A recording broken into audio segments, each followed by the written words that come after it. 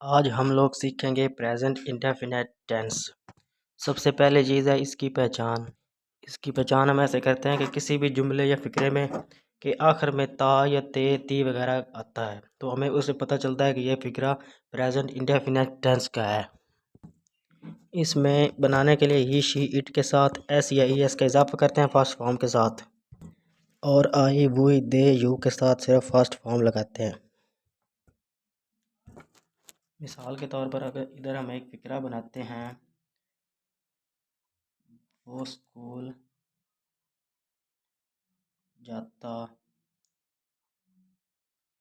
अब इधर आ गया ही, तो हमने पिछले मिनट में समझा है कि ही के साथ एस या ई एस लगाएंगे। ही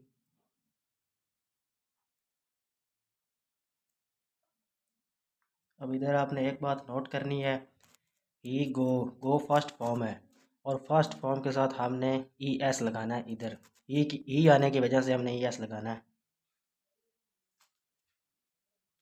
और हमने यह भी देखा है कि आई वो दे के साथ हमने मतलब ई एस नहीं लगाना। फ़र्ज़ करें मैं इधर एक और फिक्रा बनाता हूँ, मैं स्कूल जाता हूँ।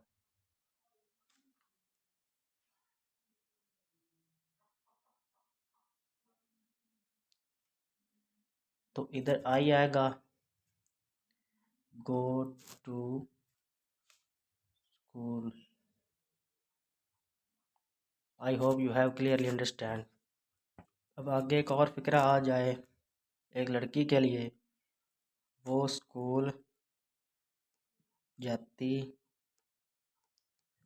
है। अब शी आ गया, शी के साथ भी ई एस लगेगा।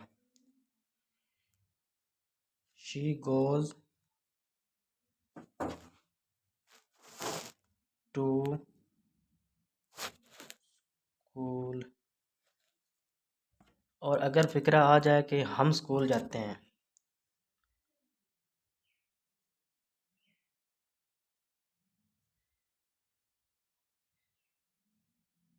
तो इधर भी एस या ई एस नहीं लगेगा। मैंने बताया था कि आई बुई दे के साथ एस या ई एस नहीं लगाता। तो वी गो टू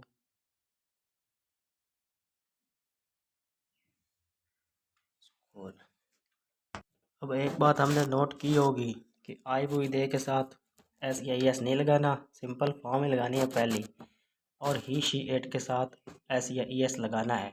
और फिक्रा कोई भी हो सकता है, ज़रूरी नहीं कि बंदा स्कूल ही जाता है, घर भी जाता है, कहीं और जगह भी जा सकता है। आपने मुख्तलिफ सेंटेंसेस की प्रैक्टिस करनी है। मसलन वो स्कूल जाता है मैंने लिखा है, अब ये भी लिखता है कि मैं घर जाता हूँ, ऐसे भी आप लिख सकते हैं। तो ये सिंपली ऐसे ही हम इसे बनाएंगे। फ़र्ज़ करें आप लिखते हैं मैं घर जाता हूँ, तो इधर आपने आई लिख देना और आगे लिख देना है कि आई गो टू होम। इसको समझने का बेहतरीन तरीका यह है कि आप इन सेंटेंसेस को ना काफ़ी ज़्यादा लंबा बनाते जाएं। मतलब 20-30 अगर आप सेंटेंस बनाएंगे ना, तो फिर आपको क्लियरली समझ आ जाएगा। मतलब वो स्कूल जाता है, वो घर जाता है, वो कॉलेज जाता है, मतलब जाता वगैरह वो ही होगा। सिर्फ जो लास्ट में है ना, ये स्कूल वगैरह, ये अल्फाज चेंज होते जाएंगे और आपके माइंड में मुकम्मल तौर पर ये बात क्लियर होती जाएगी। अब मैं उम्मीद करता हूँ कि आप लोग इतनी बात समझ चुके होंगे। प्रेजेंट इंडेफिनिट टेंस में जो पहले सेंटेंसेस हैं उनके बाद आ जाता है मनफी फ़िक्र बनाना, नेगेटिव जिन्हें हम कहते हैं। उसके लिए इस्तेमाल वही तरीका होगा जो हमने पहले मतलब किया इस्तेमाल। ई शीट के साथ हम डज नॉट लगाते हैं और आई वो दे के साथ डू नॉट।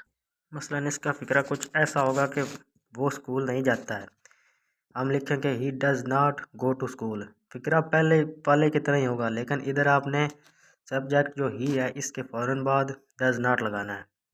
और आगे जो हमने पहले एस या एस का इजाफा किया था, इधर हमने वो नहीं करना, ही शीट के साथ भी नहीं करना और आई वो दे के साथ भी नहीं करना। और आगे फ़िक्रा अगर आ जाए मैं स्कूल नहीं जाता हूँ, तो इधर आपने लिखना है I do not go to school. मैंने बताया था कि आई वो दे के बाद डू लगाएंगे, डू नॉट, और ही शी इट के बाद डज नॉट लगाएंगे। इससे आगे आ जाएगा इंटेरोगेटिव यानी सवालिया फ़िक्रे। सवालिया फ़िक्रों की मेन पहचान ये होती है कि उनमें क्या होता है शुरू में, और उनके आखिर में फिर हम क्वेश्चन मार्क यानी सवालिया निशान लाजमी लगाते हैं उस फ़िक्रे में। अगर सवालिया निशान ना लगाएं फिक्रा चाहे ठीक भी हो, फिर उसको वो चेक करने वाला गलत ही तस्वर करता है। फ़र्ज़ करें सवालिया जो फ़िक्रे होंगे वो कुछ इस तरह से होंगे, क्या वो स्कूल जाता है? तो इधर हमने मतलब जैसे पहले फ़िक्रा बनाया था डू या डज लगा कर, इधर डू डज को हमने शुरू में कर देना है आई वुई दे के साथ। इधर अब हम लगाएंगे does he go to school.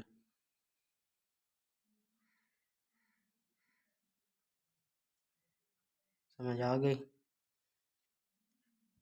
ऐसे ही आपने फिर आगे बनाना है, मतलब इधर फिक्रा आ जाए क्या वो स्कूल जाती है, तो आपने लिखना है does she go to school.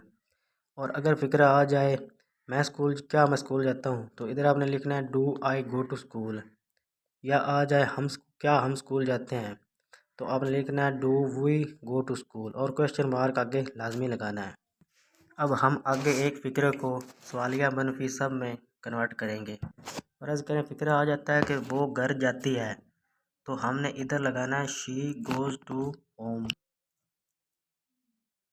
और अगर फ़िक्रा हो वो घर नहीं जाती है, तो फिर आपने लिखना है she does not go to home और ये फ़िक्रा मनफी होगा यानी नेगेटिव। और आगे हम फ़िक्रा बनाएंगे सवालिया यानी इंटेरोगेटिव। वो फ़िक्रा ऐसे होगा क्या वो घर जाती है, तो आपने लिखना है does she go to home.